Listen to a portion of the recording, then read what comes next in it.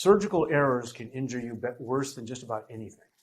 So how do you know if your surgical complication is actually because of medical malpractice, and where do you turn for help? That's what we're going to find out right now on this episode of Ask the Lawyer. My guest is Washington State Attorney Mike Maxwell. I want to remind you right at the beginning, if you want to ask Mike questions about your situation, it's easy. Go to AskTheLawyers.com. Click the button at the top that says Ask a Lawyer. It doesn't cost you anything to ask your questions, or you can simply call the phone number you'll see on the screen during our conversation. Mike, it's good to see you again. Thank you for making some time to help us out.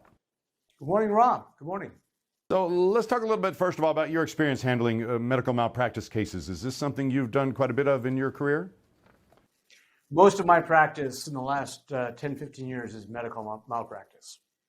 And so what are some of the more common types of surgical errors you see that can be attributed to medical malpractice? Well, we have a saying that nobody can injure you as badly as a doctor can injure you. And surgical errors are the worst kind. If a doctor is operating on your brain, slip of the knife, and you have a horrible bleed in your brain, it can cause you to be badly brain injured.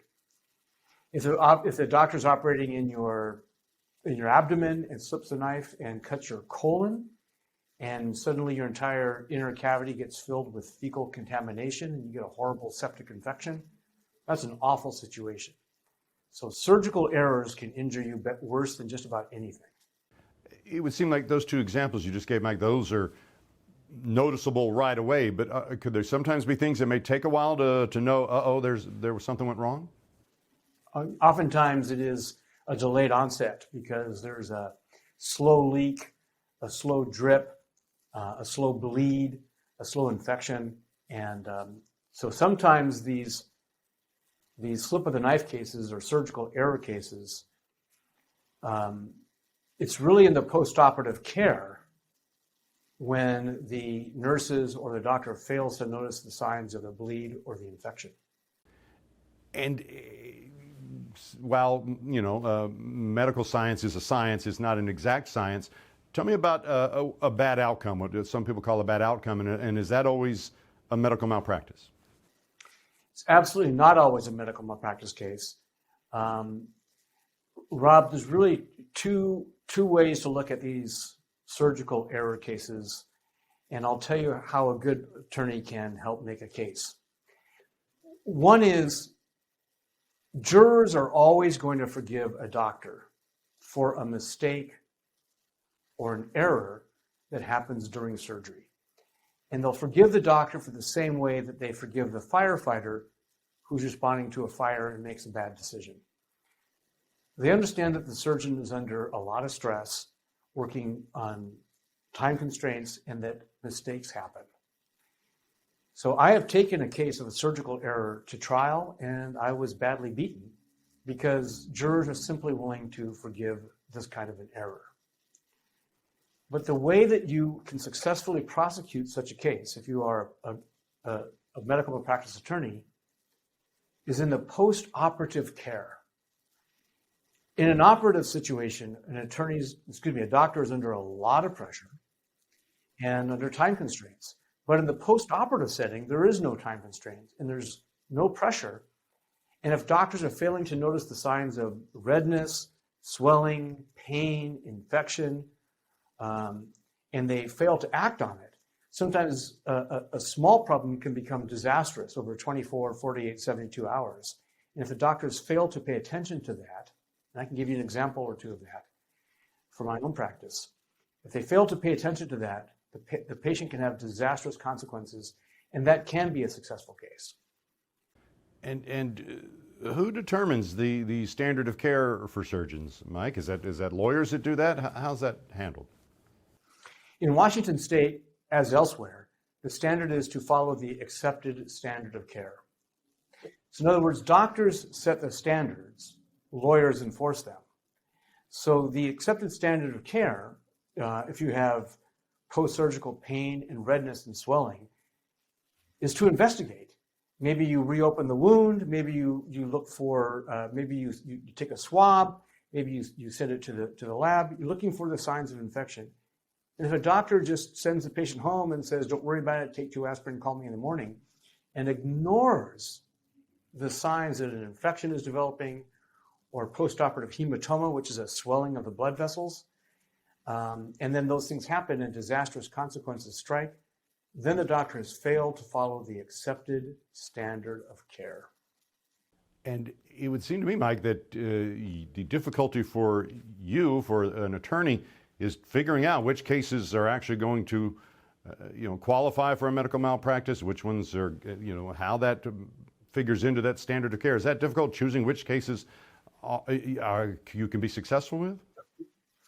It is very difficult. And to be honest, Rob, we turn most of those cases down because sometimes disastrous consequences happen when doctors do everything right.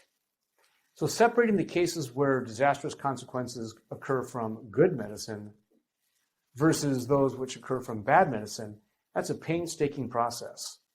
It means reviewing the medical records carefully. It means interviewing the patient and friends and family. And it means consulting with experts who can figure out what really happened and where the error lies, if there's an error. I imagine those cases can also be very expensive to handle. No attorney should take on a medical malpractice case unless that attorney has got enough resources, financial resources, to go the distance. Doctors don't like to be sued. They've got very good malpractice insurance. They're defended by excellent attorneys, and they have unlimited resources to defend these cases. So no attorney should take on a medical malpractice case of any sort lightly.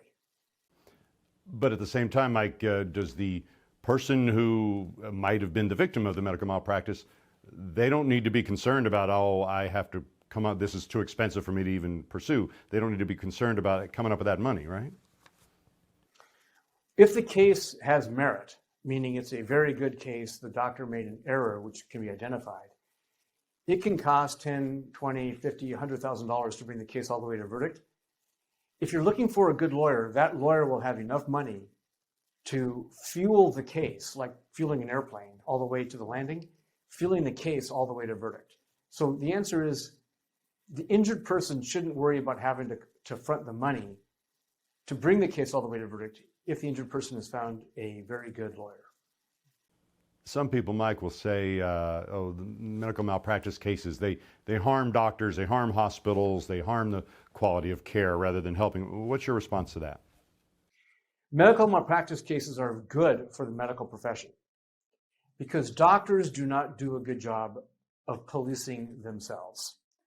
When there's a bad doctor, an inattentive doctor who's more concerned about going golfing or doing whatever, not paying attention to the patients, most doctors would just rather do their job rather than police bad doctors.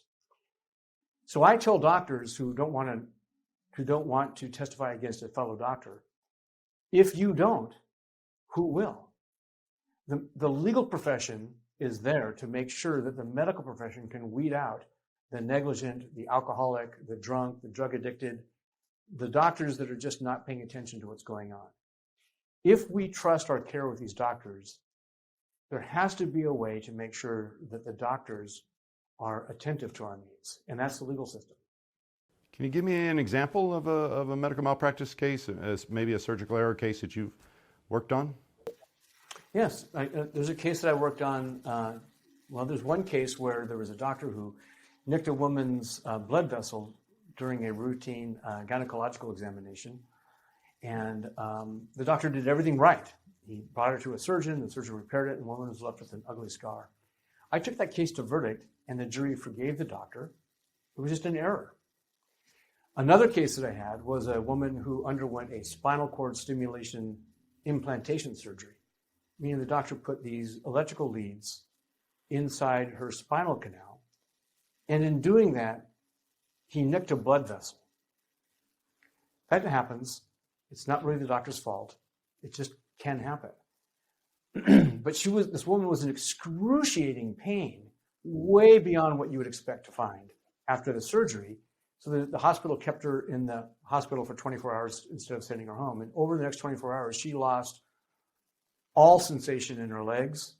And then she lost all function in her legs, and she was paralyzed from about her ribs down. When the doctor came to the hospital the next morning, he saw that she was in complete paralysis. And he said to his nurses, "Why did you not call me?" It turns out that the nurses had called the doctor several times in the middle of the night, and they requested the doctor's permission to up her pain medications because of her pain complaints. They also registered that she was losing all function in her arms and all function in her legs, but they forgot to tell the doctor. So she was becoming paralyzed in front of the nurse's eyes, but they never told him. So there was a 24-hour window when the doctor could have come in. He could have removed the hematoma, which is a blood clot, that it was pressing up against her spinal cord, but he lost the opportunity because the nurses never told him. So we brought that case to trial, and after 3 weeks of trial, the doctor's insurance company, this was a federal case, by the way, the federal government settled for many, many millions of dollars. Wow. Lots of really interesting information, Mike, as always, whenever we talk. Thank you for making some time to answer our questions. Thank you. Thank you. That takes care of this episode of Ask the Lawyer. My guest has been Washington State Attorney Mike Maxwell. Don't forget, if you'd like to contact Mike with questions of your own, just go to AskTheLawyers.com. There's a button at the top that says Ask a Lawyer. Click on that, and it'll walk you through the very simple process. Thanks for watching. I'm Rob Rosenthal for Ask the Lawyers.